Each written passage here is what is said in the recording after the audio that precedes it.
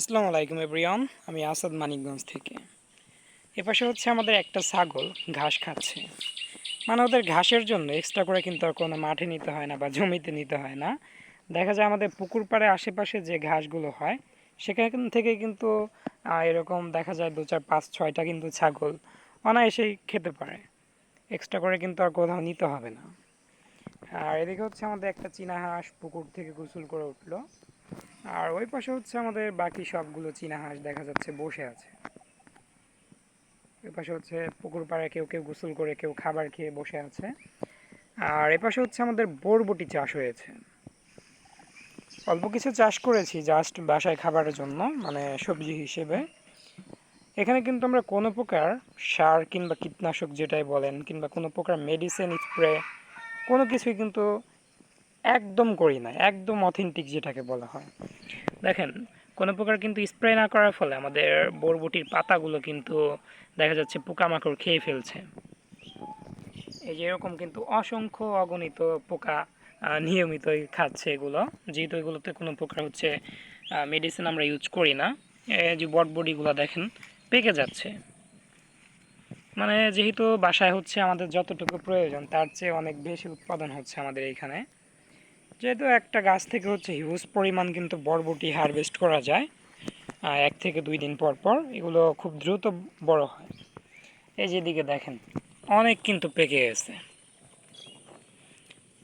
এরকম একটা স্বপ্ন হচ্ছে আমার আছে যে আমাদের র্যাবিট এগ্রোতে আমরা আমাদের যতটুকু শাক সবজি প্রয়োজন এভরিথিং সব কিছুই আমাদের একটা জমিতেই চাষ হবে, সেগুলো হচ্ছে আমরা খাবো।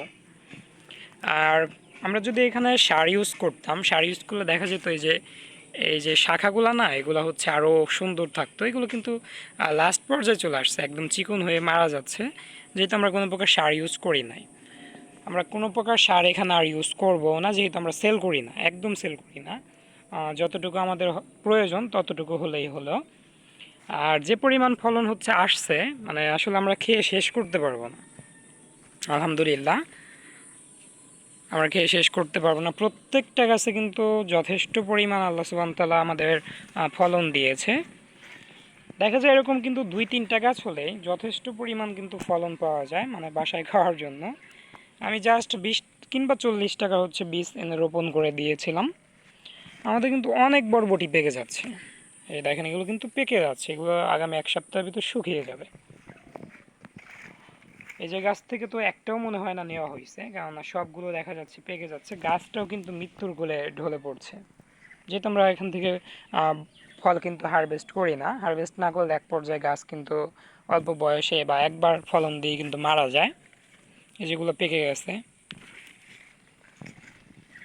আসলে বাজার থেকে আমরা যে শাক সবজিগুলো কিনে খাই সবগুলোতেই কিন্তু মাত্রা অতিরিক্ত সার প্রয়োগ করা হয় সতেজ রাখার জন্য। আমাদেরগুলোও যথেষ্ট পরিমাণ সতেজ, কিন্তু গাছ অল্প ফলন দিয়েই মারা যাচ্ছে, যেহেতু আমরা কোনো প্রকার মেডিসিন ইউজ করছি না আর করবও না। প্রয়োজন আমাদের সবগুলো গাছ থেকে যদি 5 থেকে 10টা করে বরবটি হয়, জাস্ট আমরা তরকারিতে কিন্তু ইউজ করতে পারবো। আমাদের বেশি প্রয়োজন নাই, যতটুকু হয় আলহামদুলিল্লাহ। এই দেখেন, এই একটা গাছ থেকেই কিন্তু আমাদের ছোট্ট ফ্যামিলির জন্য হয়ে যায়। মানে যতটুকু বরবটির প্রয়োজন এগুলো থেকে কিন্তু হয়ে যাচ্ছে। আর আলহামদুলিল্লাহ যথেষ্ট পরিমাণ গাছ আছে এখানে। দেখা যাবে আমাদের প্রত্যেকটা গাছ থেকে 1টা 2টা করে বরবটি হলেও আমাদের যতটুকু বরবটি প্রয়োজন সবগুলো কিন্তু ততটুকু কিন্তু হয়ে যাবে।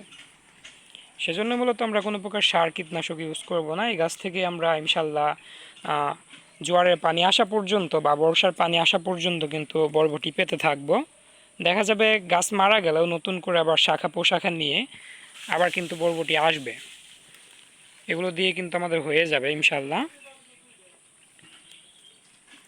আমাদের খুব বেশি প্রয়োজন নাই। প্রয়োজন আমরা 10টা কেটে ফেলে দিয়ে 2টা ওইখান থেকে ভালো নেব। 10টার ভিতরে 8টা যদি আমরা পোকাও ফেলে দেই আমাদের সমস্যা নেই, যেহেতু এগুলো আমরা কিনে নিচ্ছি না। আর বীজ রোপণের পর যদি বলেন 2 টাকার সার কিংবা কীটনাশক কিংবা কোনো স্প্রে আমরা ইউজ করেছি, সেরকমও কিন্তু না। জাস্ট আমরা কিছু রশি টাঙিয়ে গাছগুলোকে হচ্ছে একটু উপরে ঝুলিয়ে দিয়েছি, এতটুকুই। এগুলো কিন্তু হালকা একটু আগুনের তাপ এলেই যথেষ্ট পরিমাণ কিন্তু গলে যায়, যেহেতু আমরা কোনো সার ইউজ করি না বা করবও না। আগামী বছর আমার একটা প্ল্যান আছে, যদি আল্লাহ সুবহানাহু ওয়া তাআলা বাঁচিয়ে রাখে, জানি না কতটুকু বাস্তবায়ন আল্লাহ করতে দেবে। আমাদের নিজস্ব জমির শাকসবজি আমরা কিন্তু সব নিজেরাই খাবো, কোনো প্রকার শাকসবজি বাজার থেকে আর কিনবো না, এরকম একটা প্ল্যান আছে। জানি না আল্লাহ সুবহানাহু ওয়া তাআলা কতটুকু সাকসেসফুল করতে দেবে প্ল্যানটাকে। আশা রাখি আমাদের সে প্ল্যানটা কিন্তু আল্লাহ সুবহানাহু ওয়া তাআলা বাস্তবায়ন করতে দেবে। ধন্যবাদ সবাইকে, দেখা হবে পরবর্তী আপডেট কোনো ব্লগ বা ভিডিওতে। ধন্যবাদ।